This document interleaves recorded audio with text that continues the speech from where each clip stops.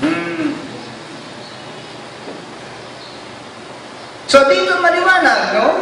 Maliwanag na ang sinasabi ni Kristo doon sa Juan 12:48-50 hanggang 50, no? Eh hindi po 10 utos yun, kundi yung sinalita ng Ama sa Kanya na dapat niyang salitain. Tapos na pong magsalita ang Diyos sa 10 utos, kanino niya sinalita ito? Kay Moises. Ibinigay naman sa mga Israelita. Ngayon, ano ba ang nangyari kasi talaga sa 10 utos? Kaya sa panahon natin ngayon hindi na tayo aariing ganap doon. Di ba? Hindi na tayo aariing ganap doon Dahil po tayo sa 2 Corinto 3.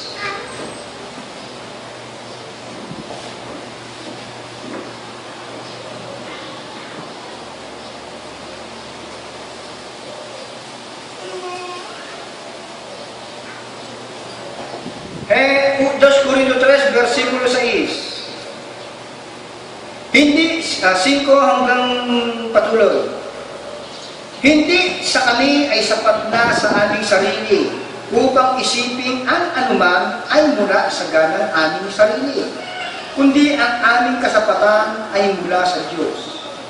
Na sa amin naman ay nagpapag-isapan ng mga ministro ng bagong tipan, hindi ng titik, kundi ng espiritu, sapagkat ang titik ay pumapatay, datapwat ang espiritu ay nagbibigay buhay.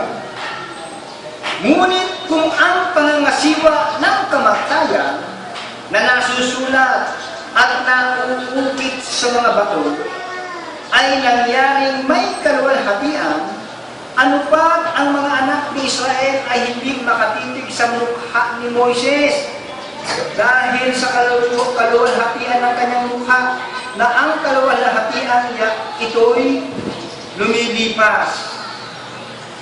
Paano hindi lalo magkakaroon ng kaluwalhatian ang pangangasiwa ng Espiritu? Sapagkat kung ang pangangasiwa ng kahatulan ay may kaluwalhatian, ay pagkus pa ng higit na sagana sa kaluwalhatian ang pangangasiwang ukol sa katuwiran. No? Hanggang 9 yan. Ano ba yung pangangasiwang ukol sa katuwiran na yun? Tunghayan nga natin ang Roma 3.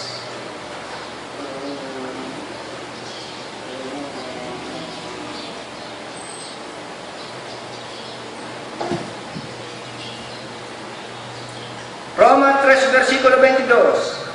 Sa makatwid bagay ang katuwiran ng Diyos sa pamamagitan ng pananampalataya kay Jesucristo sa lahat ng mga nagsisisampalataya, sapagkat walang pagkakaiba. Sapagkat ang lahat ay nagkasalanan at hindi nakakaabot sa kaluwalhatian ng Diyos.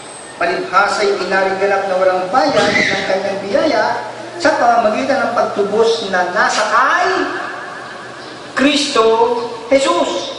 Yung pagtubos mo na kay Kristo Jesus na. Wala na sa 10 utos. Kahit patuwad mo sundin yan, hindi ka matutubos niyan. Kahit ipupok mo pa nga sa ulo yan.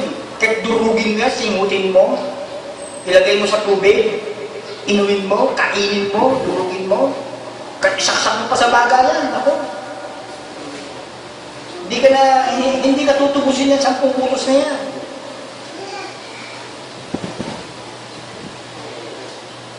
Versikulo 28. 27. Kaya nga, saan naroon ang pagmamapuri? Di ba na pwede pagmamapuri 10 utos na yan? Naku, panis na yan, sabi ni Kristo. Ito'y inihiwalay na sa pamamagitan ng anong kautusan ng mga gawa? Hindi, kundi sa pamamagitan ng kautusan ng pananampalataya. Ayan. Kaya nga, maipasisya natin na ang tao ay inaaring ganap sa pananampalataya na hiwalay nagbibigay sa mga gawa ng kautusan.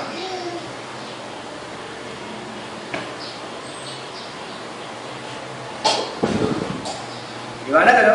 Bakit sinabi sa Roma 3:31, pinagtitibay pa nga natin ang kautusan?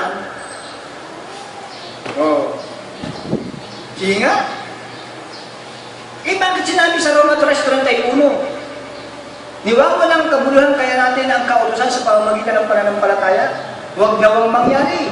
Kundi, pinagtitibay pa nga natin ang kautusan.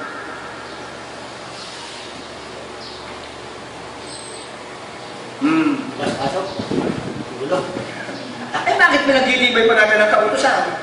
Kailangan maging katulad tayo ng utos ni Apostol Pablo, utos ni Kristo yun.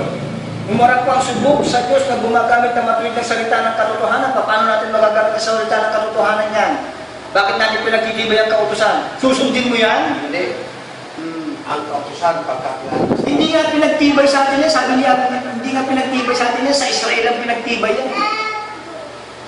Hindi pinagtibay sa atin yan.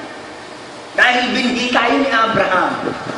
Diba? Kung kayo nga'y kay Kristo, kayo'y binhi ni Abraham at kasama ang mga tagapagmana ayon sa pangako. 3:29.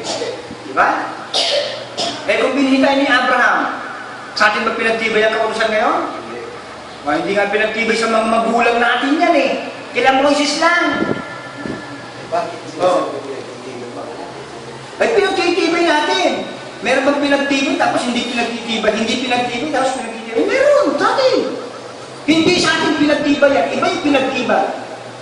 Kaysa yung pinagtitibay. Baka mamaya malito kayo dyan, ha? Hindi pinagtibay sa atin yan.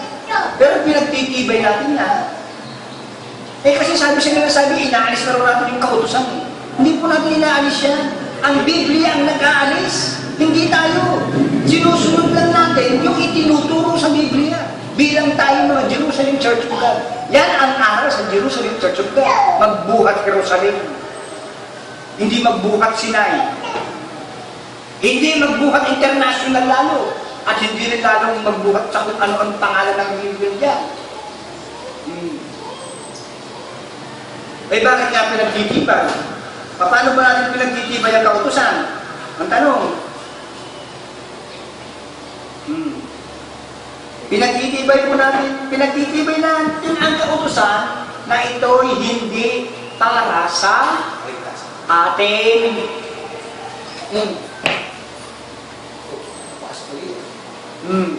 Diba? Pinagtitibay natin ang kautusan, pero hindi natin pinagtitibay yan para sundin.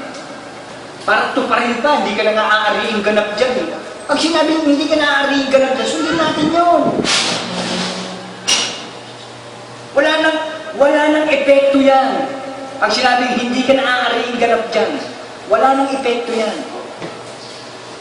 Kay Jeremias pa lang, sinabi na hindi na nga maisasaguan, hindi mo nga isasaisip pa yan eh. Dahil iniutos na nung panahon ni Isaias. Huwag ninyong alalahanin ang mga dating bagay, hindi gulayin na. Dahil gagawa ng bagong bagay.